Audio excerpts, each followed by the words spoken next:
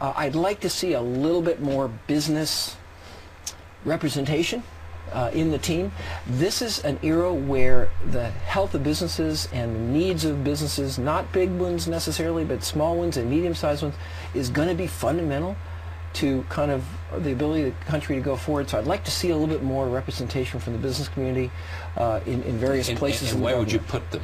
You mean in Treasury, at State? In Treasury, well, let's take the Department of Commerce. Department of Energy, Department of Commerce. Yeah, and I think we need some people that really understand on the ground how the private sector works, how the economy works, so we can start to recraft and rebalance some of these policies.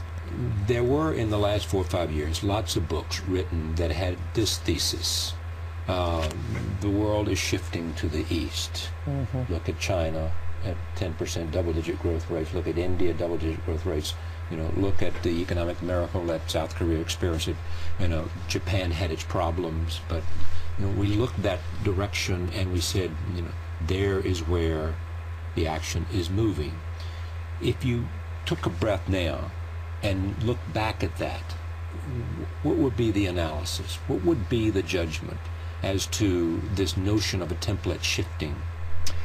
Well, I think we've got to sort of parse... Or is it in abeyance? Parse that issue a bit. I think that there's no doubt, given the distribution of people in the world, and given the improving standard of living in India and China, which I think we should celebrate, and a variety of other developing countries. There's no A, because it makes them more stable, and B, it offers markets for us. It offers markets for us, but also those people deserve a better standard of living. Right. They deserve to have a decent life, and that creates lots of needs for goods and services, many of which we can provide.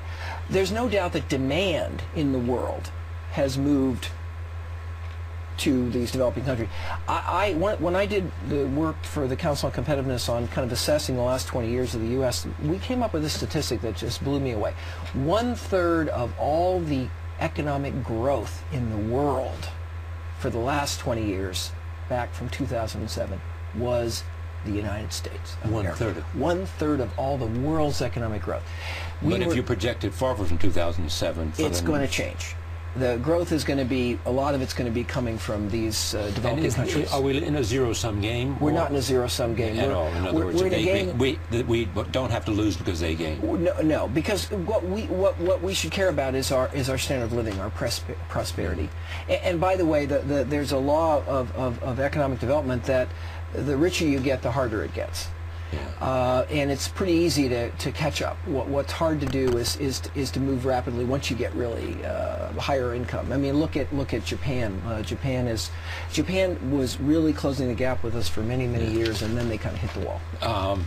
But on competition per se, yes, you know, is the ethic of competition represented primarily in the United States, to a larger extent in the United States than anywhere else in the world?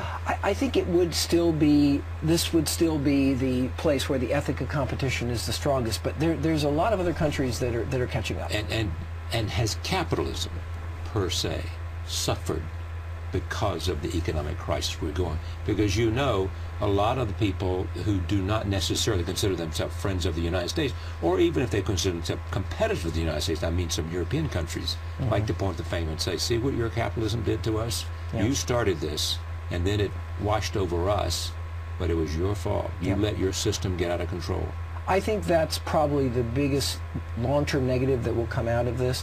I can see a lot of positives. I can see an America that saves again. I can see a new sense of responsibility for community and one's own future. I can see a increasing, you know, kind of prudence in our business sector. But the one real risk is that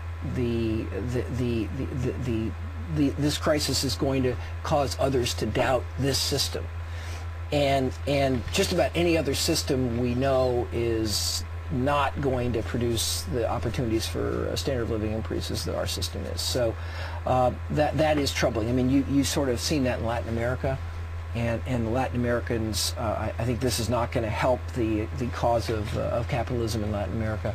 I think the Asian countries, ironically, are still very highly committed to capitalism. They're not missing a beat. I was in Vietnam recently, the Socialist Republic of Vietnam, and I haven't seen more capitalist energy in a long time, and entrepreneurship and the vitality in that country sort of adapting and trying to figure out how to make this system work. Two last quick questions. Number one, what do we learn from the Japanese experience that's applicable to where we are, if anything?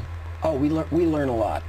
A lot of people are likening today's circumstance in America to what happened in Japan when their bubble broke.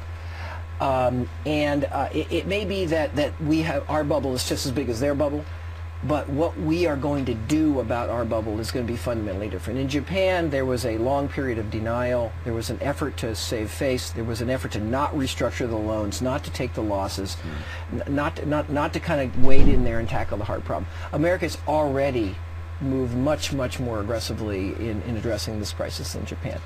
I think that the Japanese economy is a highly competitive economy. It still remains too protected and too insulated from the rest of the world, and they continue to suffer. So I think what we have to learn from the Japanese experience is that quality is important and professionalism is important, and all those lessons Japan taught us about how to do things better and more cheaply, those are great lessons. American companies by and large learn those lessons in most cases. What we've got to learn from Japan, though, is that the dynamism of America, our willingness to step up and address our problems head on and come together, hopefully to do that in a new way, a strategic way,